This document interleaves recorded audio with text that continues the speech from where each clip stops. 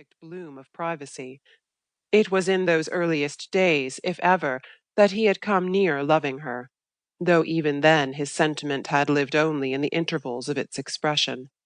Later, when to be loved by her had been a state to touch any man's imagination, the physical reluctance had, inexplicably, so overborne the intellectual attraction that the last years had been, to both of them, an agony of conflicting impulses. Even now, if, in turning over old papers, his hand lit on her letters, the touch filled him with inarticulate misery. She had so few intimate friends that letters will be of special value. So few intimate friends. For years she had had but one who in the last years had requited her wonderful pages, her tragic outpourings of love, humility, and pardon, with the scant phrases by which a man evades the vulgarest of sentimental importunities. He had been a brute in spite of himself, and sometimes, now that the remembrance of her face had faded, and only her voice and words remained with him, he chafed at his own inadequacy, his stupid inability to rise to the height of her passion. His egoism was not of a kind to mirror its complacency in the adventure. To have been loved by the most brilliant woman of her day, and to have been incapable of loving her, seemed to him, in looking back, the most derisive evidence of his limitations. And his remorseful tenderness for her memory was complicated with a sense of irritation against her for having given him once for all the measure of his emotional capacity. It was not often, however, that he thus probed the past. The public, in taking possession of Mrs. Aubyn, had eased his shoulders of their burden.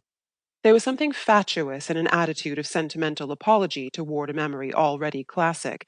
To reproach oneself for not having loved Margaret Aubyn was a good deal like being disturbed by an inability to admire the Venus of Milo. From her cold niche of fame she looked down ironically enough on his self-flagellations. It was only when he came on something that belonged to her that he felt a sudden renewal of the old feeling, the strange dual impulse that drew him to her voice, but drove him from her hand, so that even now, at sight of anything she had touched, his heart contracted painfully. It happened seldom nowadays. Her little presents, one by one, had disappeared from his rooms, and her letters, kept from some unacknowledged puerile vanity in the possession of such treasures, seldom came beneath his hand. Her letters will be of special value. Her letters! Why, he must have hundreds of them, enough to fill a volume.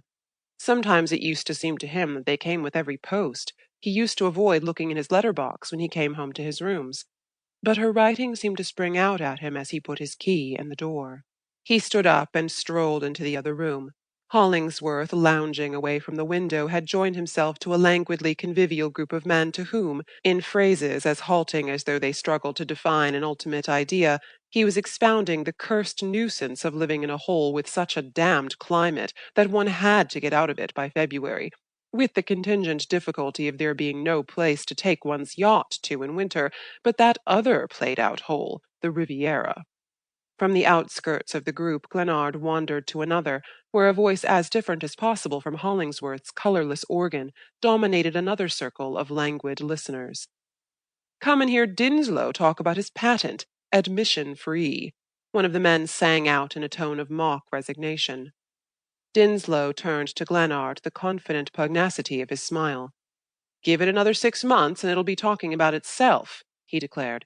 "It's pretty near articulate now." "Can it say Papa?" someone else inquired. Dinslow's smile broadened. "You'll be deuced glad to say Papa to it a year from now," he retorted. "It'll be able to support even you in affluence. Look here now, just let me explain to you." Glenard moved away impatiently. The men at the club, all but those who were in it, were proverbially tired of Dinslow's patent, and none more so than Glenard, whose knowledge of its merits made it loom large in the depressing catalogue of lost opportunities. The relations between the two men had always been friendly, and Dinslow's urgent offers to take him in on the ground floor had of late intensified Glenard's sense of his own inability to meet good luck halfway. Some of the men who had paused to listen were already in evening clothes, others on their way home to dress, and Glenard, with an accustomed twinge of humiliation, said to himself that if he lingered among them it was in the miserable hope that one of the number might ask him to dine. Miss Trent